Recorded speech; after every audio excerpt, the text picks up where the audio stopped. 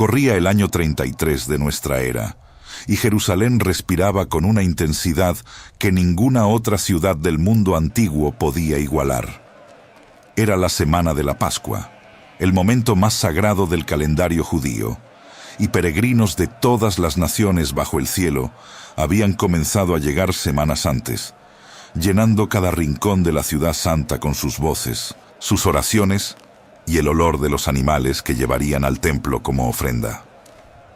Las calles angostas de piedra caliza resonaban con el hebreo, el arameo, el griego y el latín, un mosaico de lenguas que reflejaba la vastedad del mundo que Roma gobernaba con puño de hierro. Pero esa semana en particular, esa Semana Santa que el tiempo nunca olvidaría, algo diferente estaba ocurriendo. Un rabino de Galilea había entrado a la ciudad montado sobre un pollino, y la multitud había extendido sus mantos sobre el camino y cortado ramas de palmera para alfombrar su paso, gritando con el corazón encendido: «Hosana al Hijo de David, bendito el que viene en el nombre del Señor, hosana en las alturas». Lo que esa semana comenzó como una celebración, terminaría siendo el acontecimiento más transformador en toda la historia de la humanidad. Para comprender lo que vivieron los discípulos, las mujeres que seguían a Jesús, los sacerdotes, los romanos y el pueblo común durante esos días, necesitamos viajar con la imaginación hasta aquella Jerusalén del primer siglo y caminar por sus calles, entrar en sus hogares, respirar el aire cargado de incienso y polvo que llenaba el ambiente durante la Pascua. La ciudad que Jesús conoció era muy diferente a lo que muchos imaginan. No era una aldea pequeña ni un lugar olvidado. Jerusalén en el año 33 de Cristo era una metrópolis vibrante, una ciudad que en tiempos de las grandes fiestas podía congregar entre 200.000 y 300.000 personas. Un número extraordinario para el mundo antiguo. Sus murallas de piedra caliza blanca brillaban bajo el sol de Judea, y el templo de Herodes el Grande se alzaba sobre el monte Moría como una corona de mármol y oro que podía verse desde kilómetros de distancia. Los historiadores del periodo describen cómo su fachada principal, cubierta de láminas doradas, capturaba los primeros rayos del sol cada mañana y los proyectaba sobre la ciudad con un resplandor que parecía sobrenatural. La semana de la Pascua, conocida en hebreo como Pesaj, era para el pueblo judío mucho más que una celebración religiosa. Era la memoria viva de la liberación de Egipto, el momento en que Dios había actuado con poder soberano en favor de su pueblo, pasando por alto las puertas marcadas con sangre de cordero y rompiendo las cadenas de 400 años de esclavitud. Cada elemento del ritual estaba cargado de una teología profunda que los judíos del primer siglo conocían desde niños.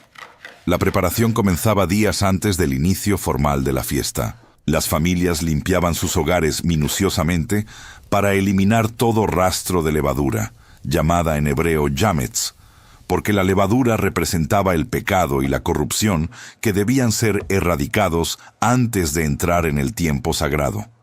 Esta limpieza no era solo física, sino profundamente espiritual, una preparación del corazón que acompañaba la preparación del hogar. Los mercados se llenaban de vendedores de hierbas amargas, de harina sin levadura, de vino para las 4 copas rituales que se beberían durante el Seder pascual.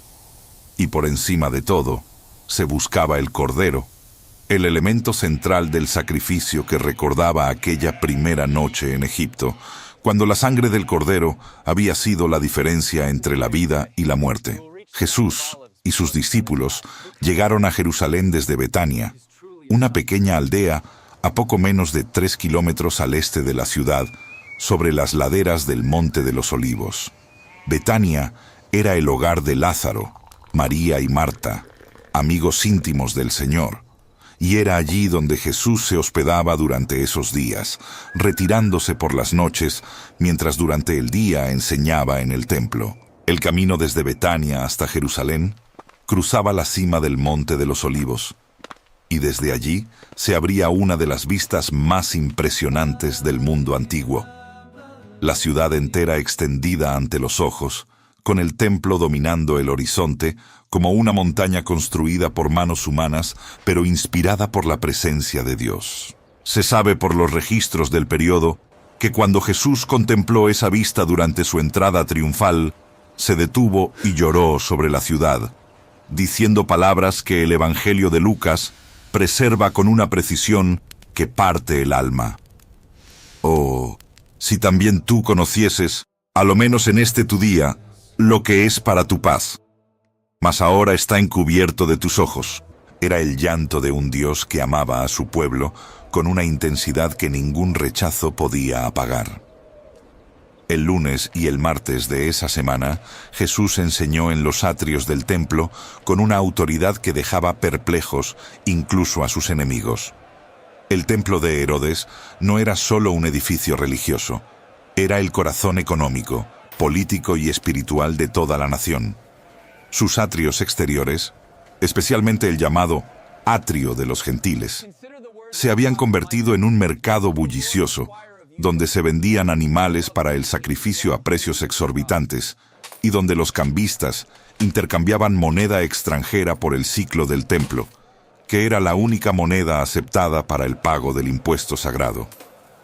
La semana anterior, al comienzo de su entrada a Jerusalén, Jesús había volcado las mesas de los cambistas y expulsado a los vendedores de palomas, declarando con una voz que tronó por todos los patios: escrito está, mi casa, casa de oración será llamada, mas vosotros la habéis hecho cueva de ladrones. Aquel acto no fue impulsivo, fue un juicio profético, un acto deliberado del Mesías que venía a restaurar la santidad del lugar donde su Padre habitaba. Y durante los días siguientes, mientras los sacerdotes y los fariseos buscaban la manera de eliminarlo, Jesús continuó enseñando en ese mismo espacio, respondiendo cada trampa que le tendían con una sabiduría que los dejaba sin palabras y ganándose la admiración del pueblo que se congregaba para escucharle. La vida cotidiana en Jerusalén durante esa semana era una mezcla fascinante de lo sagrado y lo mundano que resulta difícil de imaginar desde nuestra distancia histórica.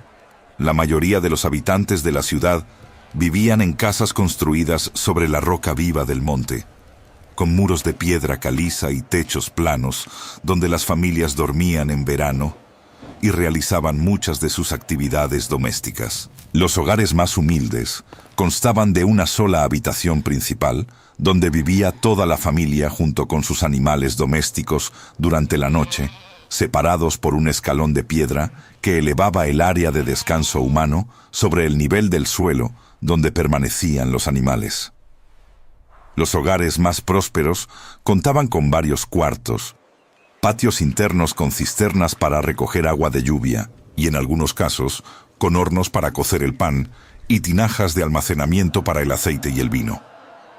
Durante la semana de Pascua, muchos de esos hogares albergaban a familiares y peregrinos que llegaban de lejos, convirtiendo la ciudad en un inmenso campamento de familias reunidas alrededor de la memoria de la gracia de Dios. El jueves de esa Semana Santa fue el día que cambiaría para siempre la manera en que la humanidad entendería la Pascua y la presencia de Dios entre los hombres. Jesús envió a Pedro y a Juan con instrucciones precisas para preparar el aposento alto, una sala grande en el segundo piso de una casa en el barrio de la Ciudad Alta, donde las familias más acomodadas de Jerusalén tenían sus residencias. La preparación del Seder Pascual era una tarea que involucraba a toda la familia.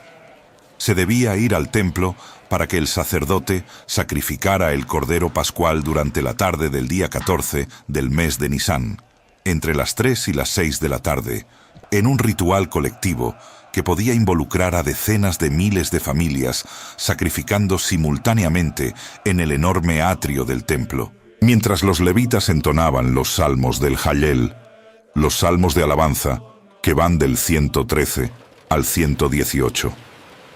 La sangre del cordero era recogida por los sacerdotes en tazones de oro y plata, pasada en cadena humana hasta el altar, y derramada sobre su base en un gesto que conectaba visualmente con aquella primera Pascua en Egipto. La carne del cordero era asada entera sobre brasas de madera de granado, sin romper ningún hueso, cumpliendo el mandato específico que Dios había dado a Moisés, y que sin que los sacerdotes lo comprendieran en ese momento, apuntaba proféticamente al Cordero de Dios, que tampoco tendría ningún hueso roto cuando colgara de la cruz. Cuando llegó la noche, y Jesús se recostó en el aposento alto, con sus 12 discípulos, el ambiente estaba cargado de la solemnidad de la fiesta y de algo más, algo que solo él comprendía plenamente. El Seder pascual tradicional que celebraron esa noche seguía un orden litúrgico establecido que los judíos del primer siglo conocían de memoria. Comenzaba con la bendición del primer cáliz de vino, llamado el cáliz de la santificación, seguido del lavado de manos, la presentación de las hierbas amargas remojadas en vinagre o agua salada, el relato de la salida de Egipto conocido como Agadá, el canto de los primeros salmos del Jalel, la comida del cordero con el pan sin levadura y las hierbas amargas, y finalmente la bendición del cuarto y último cáliz, llamado el cáliz de la consumación. En algún momento de esa noche, mientras compartían el pan sin levadura, Jesús tomó el pan, dio gracias, lo partió, y dijo palabras que resonarían a través de todos los siglos. Esto es mi cuerpo, que por vosotros es dado. Haced esto en memoria de mí. Y después de haber cenado, tomó la copa y dijo, esta copa es el nuevo pacto en mi sangre, que por vosotros se derrama.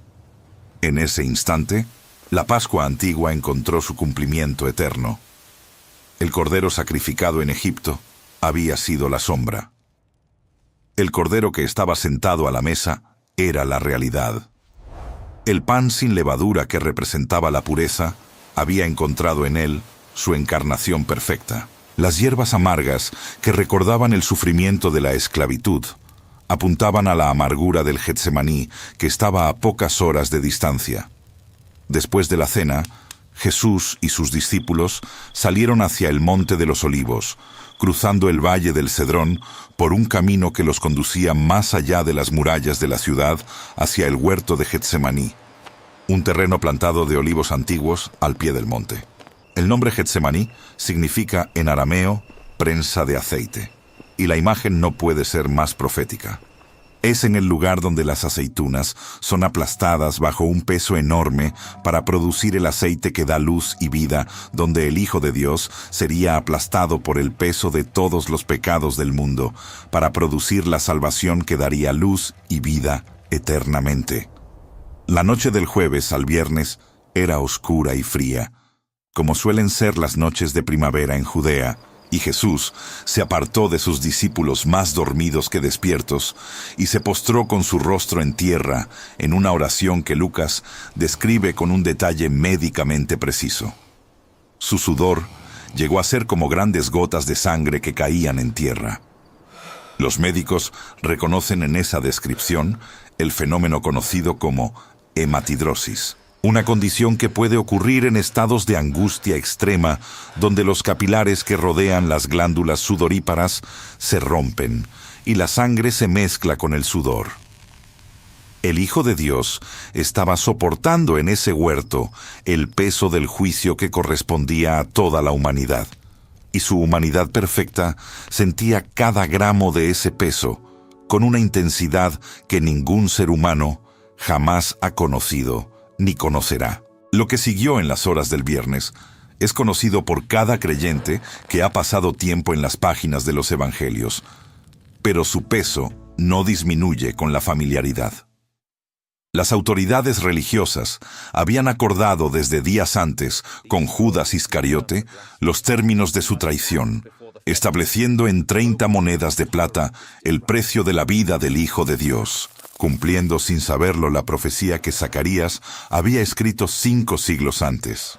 Jesús fue arrestado en el huerto, llevado ante Anás, el suegro del sumo sacerdote, luego ante Caifás, el sumo sacerdote en ejercicio, después ante Pilato, el gobernador romano, enviado a Herodes Antipas, que estaba en Jerusalén por las fiestas, y devuelto finalmente a Pilato, quien cedió ante la presión del pueblo y las autoridades religiosas y ordenó la crucifixión.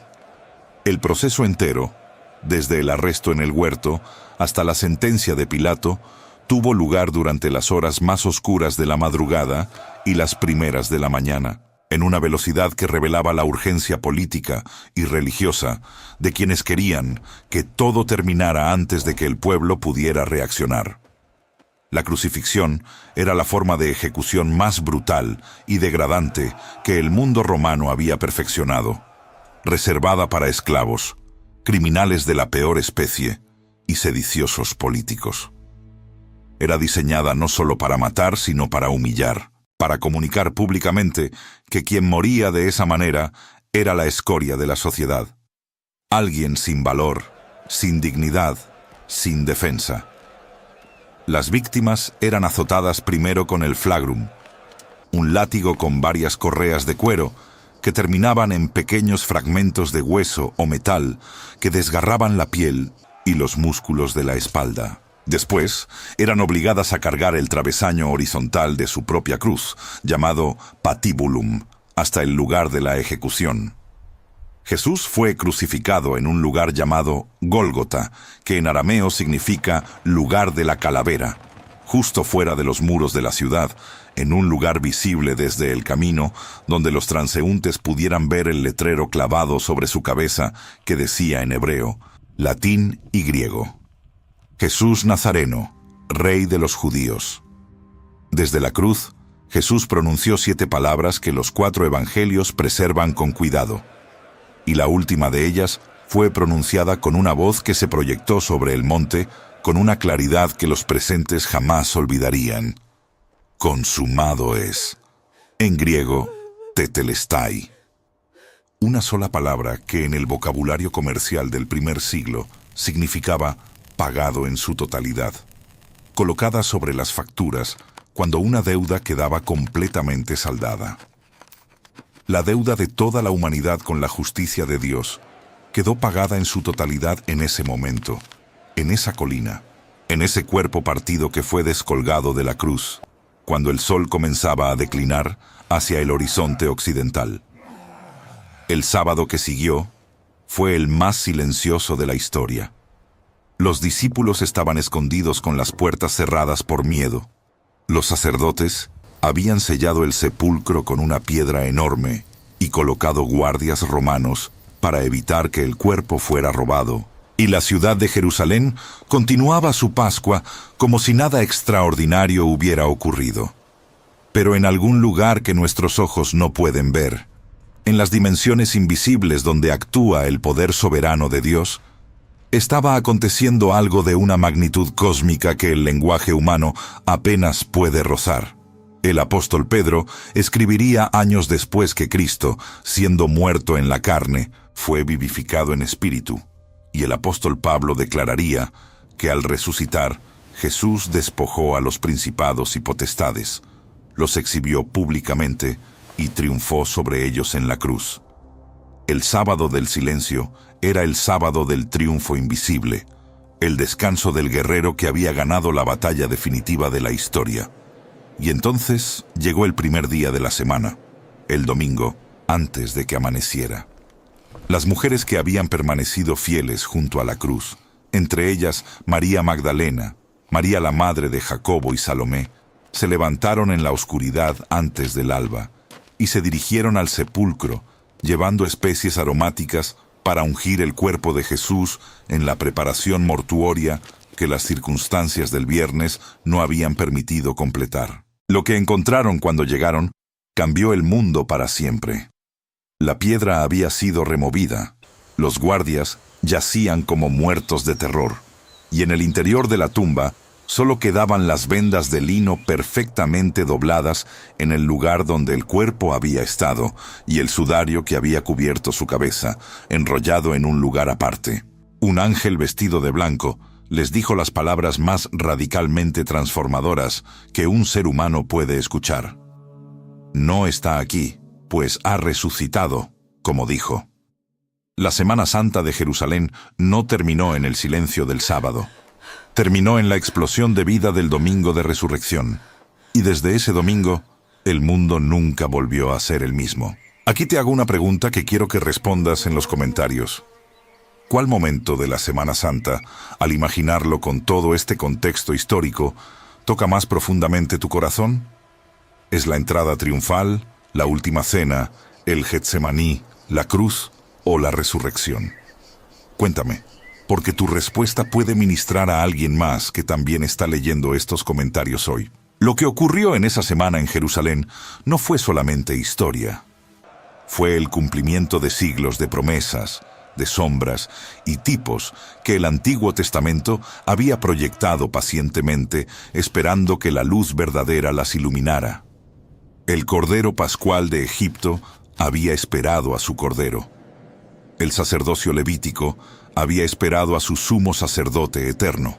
El maná del desierto había esperado al pan de vida.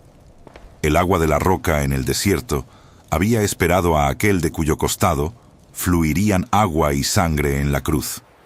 Cada año, por siglos, el pueblo judío había celebrado la Pascua, recitando una promesa que ellos mismos no comprendían del todo. En cada generación, cada persona está obligada a verse a sí misma como si personalmente hubiera salido de Egipto. Y en el año 33, en esa semana que el tiempo no ha podido borrar, Dios cumplió de tal manera esa promesa que ahora cada creyente puede decir con verdad: en la cruz yo salí de la esclavitud del pecado. En el sepulcro vacío yo salí de la esclavitud de la muerte. En la resurrección yo recibí una vida que ninguna tumba puede contener. Si hoy estás cargando algo pesado, si hay algo en tu vida que se siente como el viernes oscuro y no como el domingo luminoso, quiero que sepas que la resurrección no fue un evento que ocurrió una vez y ya pasó. Es la realidad permanente del poder de Dios, actuando en favor de aquellos que confían en Él. El mismo poder que resucitó a Jesús de entre los muertos es el poder que puede resucitar tu matrimonio, tu fe, tu esperanza, tu salud, tu familia. No hay sepulcro que ese poder no pueda abrir. No hay piedra tan pesada que esos brazos no puedan remover. No hay silencio de sábado tan profundo que el domingo de Dios no pueda romper con su voz. Jesús no murió para que vivieras derrotado. Murió y resucitó para que vivieras en la misma calidad de vida que Él vive ahora, sentado a la diestra del Padre, intercediendo por ti con heridas que son ya trofeos de victoria y no marcas de derrota. Si este contenido ha encendido algo en tu corazón, compártelo con alguien que necesite recordar por qué la Semana Santa importa. Suscríbete al canal para seguir explorando juntos las profundidades de la palabra y deja tu comentario aquí abajo, porque cada palabra que escribes edifica a toda esta comunidad de fe. Que el Dios que resucitó a Jesús de entre los muertos te guarde, te llene de su presencia y te recuerde hoy que el sepulcro está vacío. Y esa es la noticia más gloriosa que el universo entero ha escuchado jamás. Amén.